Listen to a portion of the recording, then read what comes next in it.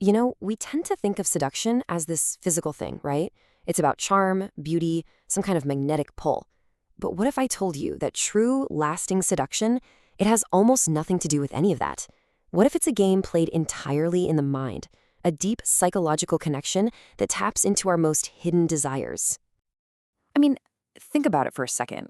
Have you ever met someone where just being around them, you felt more alive? More like the person you always secretly hoped you could be? Well, that feeling, that's the key. It's not really about them, is it? It's about the amazing reflection of yourself that you suddenly see in their eyes. And this quote just nails it. It gets to the very heart of the whole thing. Attraction isn't about what is, it's about what could be. It's all about that potential you feel, that ideal version of yourself that someone else seems to awaken from its sleep. And that, right there, is where true influence begins. So, to really understand this psychological art form, we're going to look at one of history's absolute grandmasters, Madame de Pompadour. Get this, she didn't just seduce a king, she completely captured his imagination. She became one of the most powerful women in French history, all by mastering this role of the ideal lover. To really get Pompadour's genius, you have to picture the world she walked into. King Louis XV, he was basically living in a golden cage. Yeah, he was surrounded by insane wealth and power, but he was also suffocated by endless rules and was just emotionally starved. Everyone wanted something from him, but it seemed like nobody really saw him. Pompadour didn't offer him more gold. She offered him emotional oxygen, a space where he could finally breathe.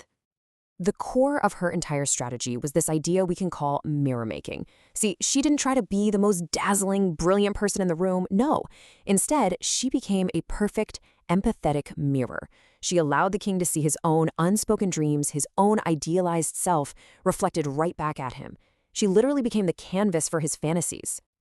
So how in the world did she do it? Well, this wasn't just luck or charm, not at all.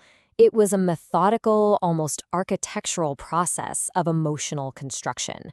So let's break down the 4 distinct psychological steps she took to capture not just his attention, but his very soul.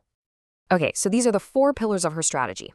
First, you build a myth around yourself before you even meet. Second, you learn to listen and reflect, not just flatter. Third, you become the living, breathing embodiment of their deepest desires. And finally, you create a whole emotional world around you that they never, ever want to leave. Her process began with a super important psychological truth. Desire doesn't start with contact, it starts with curiosity. Before she ever even spoke a word to the king, she turned herself into a mystery, a puzzle that he just felt compelled to solve. Trust me, the tension of the unknown is way more powerful than instant gratification.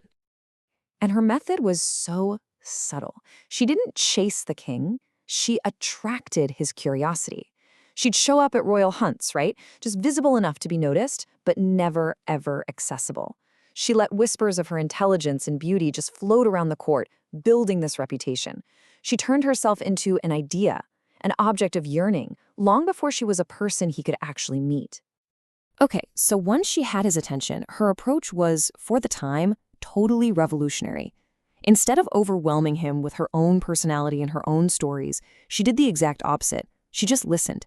In a court where literally everyone was performing, she offered genuine, empathetic attention. She wasn't trying to impress him. She was trying to understand him.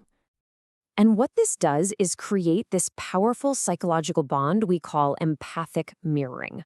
When someone reflects your own emotional state back at you, your brain just lights up. It registers it as a deep, deep connection.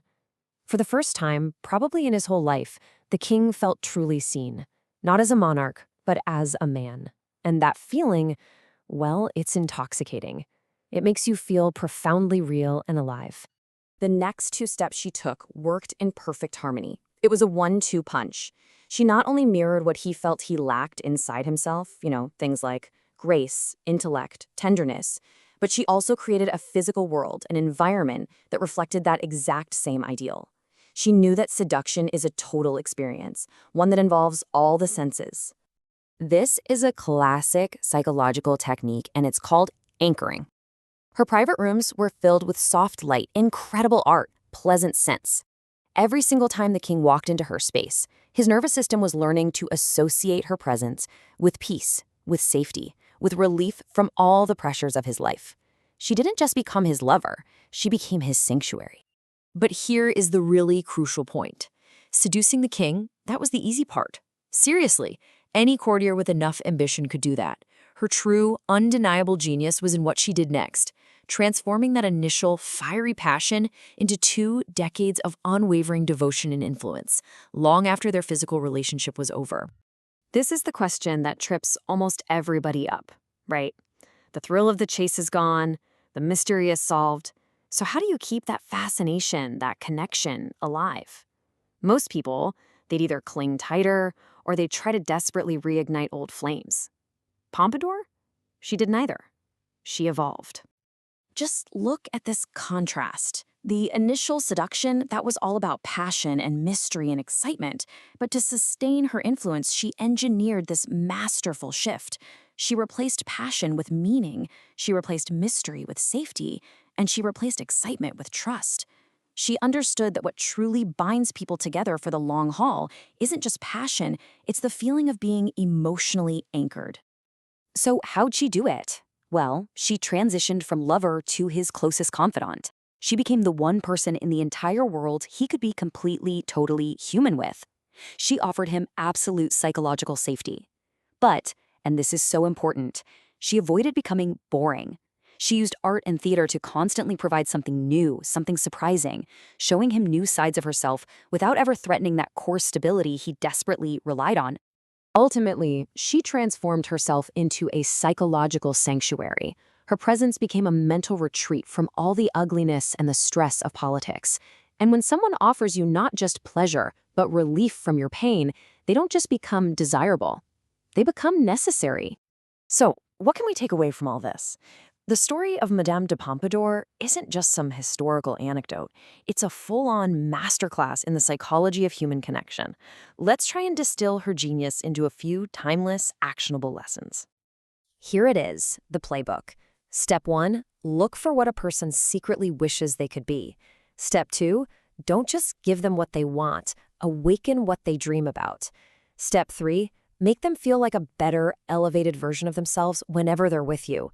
And step 4, understand that true power, it doesn't come from control. It comes from deep, empathetic understanding.